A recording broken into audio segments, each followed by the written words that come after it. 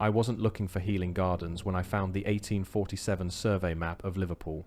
I was tracking something else entirely, construction timelines for Victorian public works, a project that's led me down more dead ends than I can count.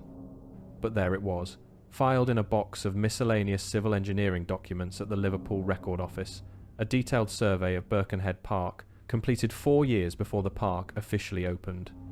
The survey showed something the modern maps don't. Something that doesn't match any account I've found in the official histories. The official explanation for Birkenhead Park is straightforward. It was the first publicly funded civic park in Britain, designed by Joseph Paxton, opened in 1847, copied by Olmsted for Central Park in New York, celebrated as the birth of the public park movement.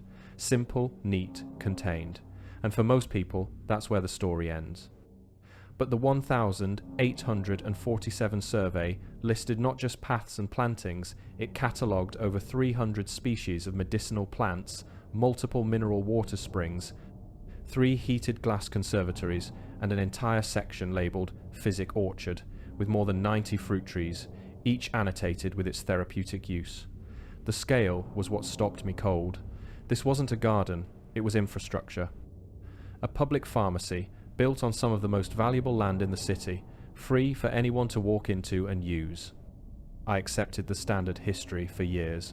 Public parks emerged in the 19th century as green space for urban populations, recreation, fresh air, moral improvement.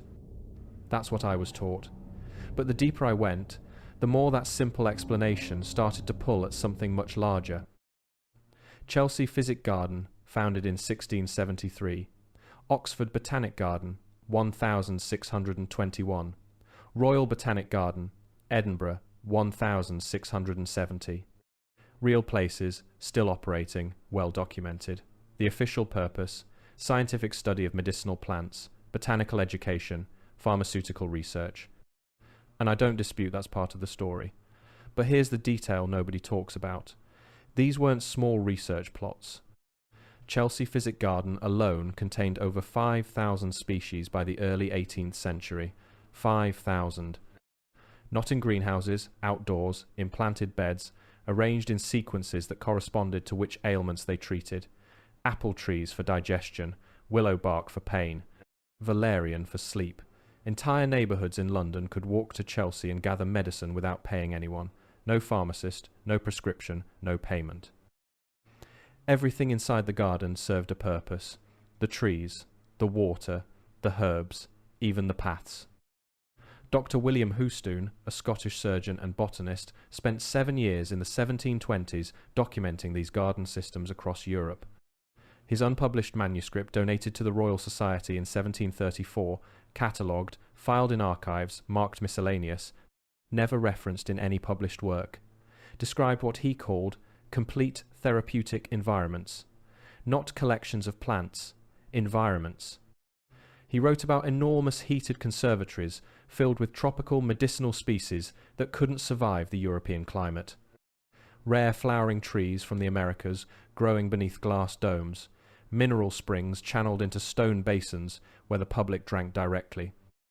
Shaded walking paths designed so that patients move through specific sequences of aromatic plants, lavender, rosemary, thyme in a prescribed order. Fruit orchards where families gathered both food and medicine from the same trees. Old women carrying baskets through the beds, gathering chamomile and feverfew the way we'd pick up groceries today.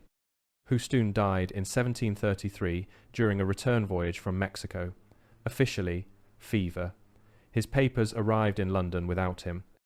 The manuscript sits in the Royal Society archives today.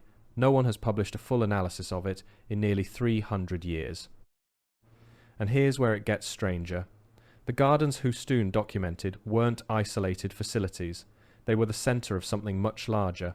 In London, Chelsea Physic Garden was connected by documented supply routes to 4 smaller satellite gardens spread across the city, each one growing specific categories of plants suited to local conditions.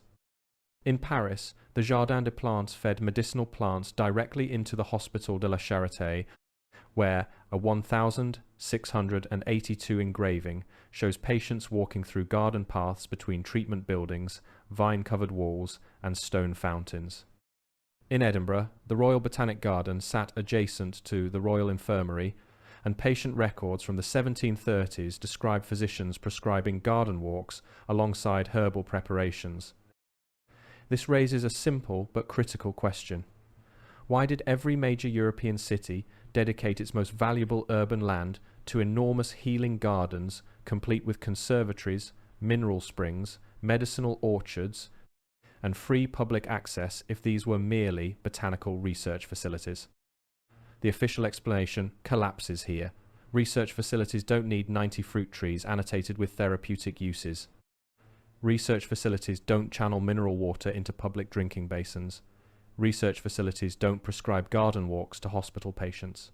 These were public health systems, and they were enormous. If you're watching this, and something about this pattern is pulling at you, the way it pulled at me, consider sharing this with someone who should see it. The silence around these spaces isn't accidental. Now let me look at the timeline, because the timeline is what makes this impossible to dismiss. 1750 to 1850, 1 century. In that window, the following occurred. The Royal Botanic Gardens at Kew were completely redesigned in 1841, replacing the earlier physic garden layout with ornamental plantings. The Jardin des Plantes in Paris underwent major restructuring between 1789 and 1800, curiously coinciding with the French Revolution, the same decade when all traditional medical institutions were being dismantled and replaced. The Hortus Botanicus in Amsterdam was reorganized in 1860. The Uppsala University Botanical Garden was relocated in 1787, abandoning the original Linnaean layout entirely. But here's what I keep returning to. It wasn't just the gardens. In the same century, across the same cities, a much larger system was being taken apart. Public healing fountains, stone structures, dispensing mineral water, documented in city records from London to Vienna to Istanbul, were capped, demolished, or converted to decorative fountains. The mineral water was no longer free. It was bottled and sold. Urban food forests, orchards, and edible plantings maintained by municipalities for public harvest were cleared. In Nuremberg, city records from 1763 describe the removal of public fruit trees from the walls surrounding the old city. The official reason: hygiene concerns. No further explanation. In Edinburgh, Berg records from 1784 document the sale of the healing orchard that had stood for over a century, the land privatised, the trees removed within a year. Hospital gardens where physicians had walked patients through therapeutic plant sequences for centuries were paved over or replanted with ornamental species. The Hospital de la Charité in Paris demolished its interior garden in 1753. The record describes it as obsolete, no medical rationale given. And the knowledge itself, public botanical understanding, which plants treated which conditions, passed down through generations, taught by grandmothers to children, was reclassified, first as folklore, then as superstition, then as dangerous quackery. By 1850, in most of Western Europe, it was illegal to practice herbal medicine without a licensed physician's approval. The same plants that had grown freely in public gardens for 200 years were now restricted to pharmaceutical control. Children who had once learned which trees relieved fever were now taught that such knowledge was backward. 5 nations, no shared governance, no coordinated planning body, all eliminating the same category of public health infrastructure in the same 100-year window. The gardens disappeared, then the food forests disappeared, then the healing fountains disappeared. The hospitals remained, but they no longer worked the same way. It was as though an entire philosophy of keeping people healthy had been stripped away, leaving only fragments behind. Once you see it, you can't unsee it. Frederick Law Olmsted travelled to Europe in 1850, visited Birkenhead Park, and returned to America with a vision that would shape Central Park, Prospect Park, and the entire American park movement. The official history celebrates this as the transmission of democratic green space ideals. What's never discussed is what Olmsted didn't transmit. By the time he visited Birkenhead, the physic orchard was gone. The mineral springs had been capped. The 3 heated conservatories had been removed. What remained was a beautiful, ornamental park, the hollowed-out shell of a system that no longer functioned. Olmsted's parks are masterpieces of landscape architecture. I'm not disputing that, but they represent a fundamentally different relationship between people and green space. In Central Park, you walk for pleasure. In the gardens that came before, you walked for your health, not metaphorically, not as gentle exercise, but because the path itself was part of the treatment. The plants along that path were your medicine. The water you drank from the fountain was your prescription. The fruit you picked from the orchard was your food and your remedy, inseparable. I'm not telling you there was a single coordinated effort to destroy natural health systems across 5 continents. What I am telling you is that the official narrative is inadequate. The scale, the simultaneity, the completeness of the erasure, these things don't happen by accident. And here's the thing that I think gets overlooked. The new system didn't just destroy the old one, it inherited it. The most valuable land in every major city land that had been dedicated to public healing was repurposed. They kept the green spaces, but stripped them of their function. They kept the fountains, but capped the mineral water. They kept the trees, but removed the medicinal species and replaced them with ornamental ones. Then, they placed plaques celebrating themselves as the creators of something new. The same land, the same water, the same paths, a completely different purpose, and a completely false history. Boston Common, established 1634. Officially, America's oldest public park, originally used for grazing livestock. But the original 1640 town records, preserved in the Boston City Archives, reference the healing walks and sick persons directed to certain paths by the town physician. These references vanish from the record after 1720. By 1830, when the common was redesigned, no mention of therapeutic function remained. The plaques tell a different story now. In Mexico City, the Jardín Botánico del Palacio de la Inquisición was described in 1790s accounts as a place where the sick are walked through specific plantings according to their affliction, and where families gather herbs and fruit freely. Demolished in 1821, the year of Mexican independence. The site is now a parking structure. Francis Hall, an American merchant living in Japan in the 1860s, described in his unpublished diary held in the Rochester Public Library gardens where the trees feed and the paths cure, and noted that the foreigners dismiss what they cannot understand.